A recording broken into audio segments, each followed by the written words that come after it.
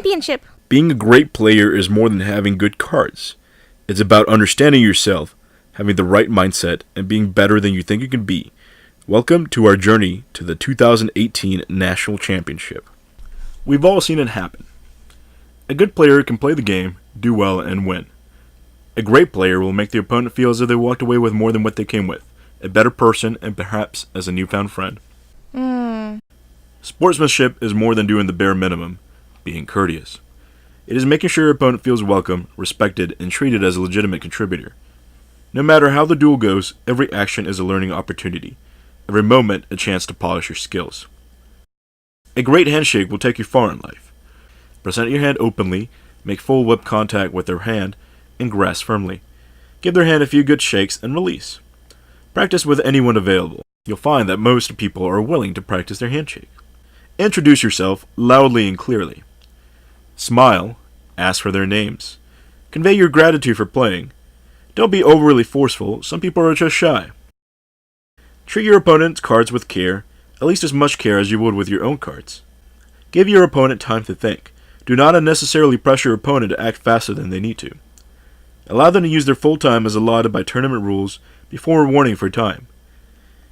Do not call the judge unless you believe your opponent to be malicious in his intent to act. There are some players who engage in what is called rule sharking. That is to say, they use the rules with malicious intent in order to disqualify or gain advantage over their opponent.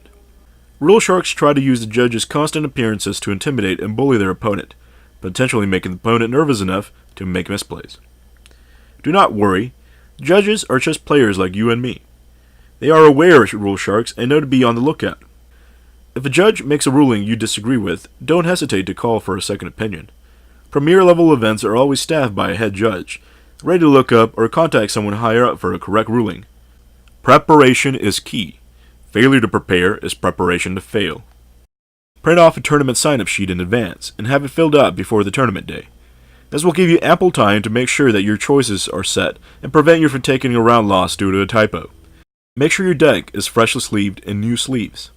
While normal play wear is acceptable, a rule shark could attempt to give you a round loss due to playing with marked cards. If you finish playing early, you are free to walk around, but do not talk about the game state or interrupt people who are still playing. Many tournament stores and other similar locations do not allow the purchase of cards for cash. Make sure you do not openly purchase or sell cards. Do not film people who are playing without their permission.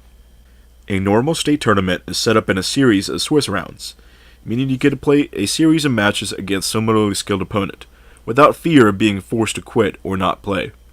Have fun. Every game, every action is a chance to improve. There is no reason to quit if you are not doing well. Your prior performance versus other players is ranked and kept track of through what is formerly known as the COCID system. When you play, your win, loss, and tie record is placed against other people who played in the tournament, and your next match is against the person whose ranking is closest to you in ability, within reason. At the end of the Swiss rounds, a top percentage of players is chosen as winners, generally chosen in sets of 8s, depending on the number of people who played in the tournament. They all topped at the event, and are all winners, but the final cut, those who receive physical prizes in excess of others, are chosen through single elimination rounds. All winners of state-level tournaments receive a PUPAX and an invitation to the National Championship. Physical prizes include oversized cards, deck boxes, binders, and mats. National-level events are usually multi-day events. Those players who do well on day 1 go on to play on day 2. Day 2 players get to play in order to be in the top cut. The overall winner becomes a national champ and receives an invitation to the World Championship. Due to the travel distance and expense, few players can go, so reserve World Championship players are chosen in case people ahead of them in the waiting list cannot go. If you go to a national level tournament, do not worry if you are eliminated on day 1. There are many side events for people who are no longer or not unwilling to play. Being in a room with so many people in a tournament setting can be intimidating. Pressure can be daunting, but it is important that you do not let it get to you. Athletes, performers, and entertainers in the world know that pressure is a real contributing factor to how well you do.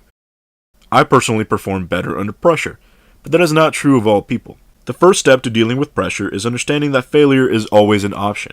It is okay to fail, to mess up, to misplay. The important thing is to learn from your mistakes. Everyone will make a mistake at some point. It is unavoidable. The only thing you can do is to control the fallout, how you react to your own mistake. Remain positive. Don't beat yourself up over it. Do not be a toxic player. You do not help anything by being angry. Most importantly, do not let your opponent know you made a mistake. They don't know your deck, your thought process, or the play you were going to make. Allowing your opponent to know that you made a mistake gives them an advantage. Exude confidence. You aren't playing against yourself. You're playing against a flesh and blood opponent, just like you.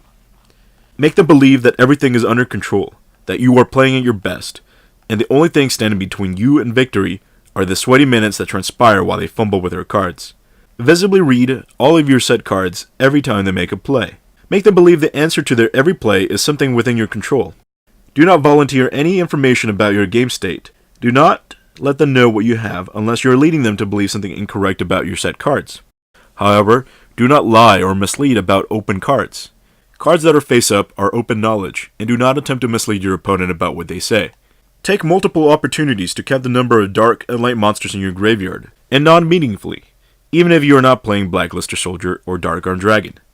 The number of cards in your hand and in your graveyard are open knowledge, as well as the cards in your opponent's hand and graveyard. Honestly inquire about their hand or graveyard every time it seems they are thinking or about to make a play.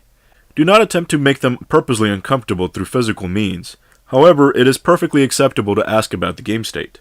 Attempt to disrupt your opponent's thinking process and undermine his confidence in his plays by checking your cards every time it seems they are about to make a play. But be courteous. Do not interrupt them unnecessarily. It is to your advantage to have longer rounds if you win the first round. Do not attempt to stall. Only remind your opponent about time if you lost round 1 and you suspect your opponent would be comfortable going into time before round 3. If you suspect your opponent of stalling, keep careful track of their playtime. Contact a judge if they repeatedly go over time. It is their right to use their full time, but to repeatedly exceed it for no obvious reason is not okay. If you won game 1, are losing game 2, and suspect that game 3 is something you will not have time to win, as their deck has some speed or damage advantage, it is a valid tactic to use your full time. Read your cards carefully, check the game state, plan your next move, then end your turn before you go over time. Remain focused on the game. Stalling is not something that is allowed. Use your time effectively on the game. Remember that you are allowed to use 3 minutes in between duels to swap cards. Use your time effectively if you have to. When the allotted time for your turn is misused, meaning that you're clearly not taking game-related information or making decisions, you can be penalized for stalling even before your full time has passed. I am not advocating stalling. I'm telling you to use your time fully and effectively. When the round time is over, you go to extra duel. The current player ends their turn, then 3 turns proceed, beginning with the other player. The duelist with the most life points at the end is the winner. Unless life points are tied, then you go to sudden death. One more turn is taken, the player with the most life points will be the winner. You are a winner. You are the greatest thing anyone could hope to be. Human. Keep a positive attitude, grow as a person, and most of all, have fun. Become a patron and support us today. If you like what you saw, like and subscribe below. Follow us on social media. Thank you. Join us next time for more Dragon Ball Road to the Championship. Wait, MySpace still exists? Copyright Yugioh Senpais, all rights reserved. Contact us for sponsorship and advertisement opportunities.